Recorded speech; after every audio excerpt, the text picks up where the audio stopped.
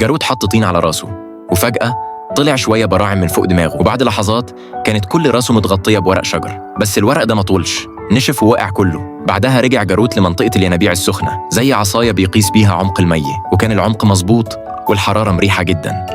من غير ما يفكر كتير نط في المية علشان ياخد حمام، سد الفتحة الصغيرة بالطين وماسك دودة قوس قزح علشان يستخدمها كغسول جسم. في لحظة الينبوع كله بقى ملون بألوان جميلة جدا. بعدها حط طين تاني على راسه وغطى جسمه كله بيه، وبدأ يستمتع بلحظته المريحة. لكن وهو صاحي من النوم اتفاجئ إن جسمه كله بقى متغطي بورق أخضر. جارود اتخض جدا، والأسوأ إنه بالكاد كان عارف يتحرك. بس لما فهم إن الورق ده مجرد أوراق جات له فكرة على طول. حول صوابعه لمقص خشب وبدأ يصمم لنفسه تسريحة شعر شيك جدا. لكن في لحظة الورق كله دبل تاني واختفى.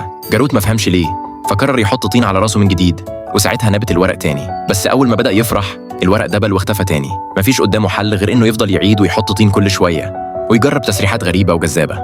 كان بيستمتع جدا باللعبة دي. بس اللي جنبه طائر قوس القزح اللي كان نايم صحى من دوشة جارود، وجارود نفسه ما خدش باله إنه شكله بقى عامل زي لابسة فستان أميرات من الورق الأخضر، وبدأ يقلد حركات وسلوك الأميرات. الطائر ما قدرش يتحمل المنظر ده، طار بسرعة ناحية راس جارود ونقر كل الورق في ضربة واحدة.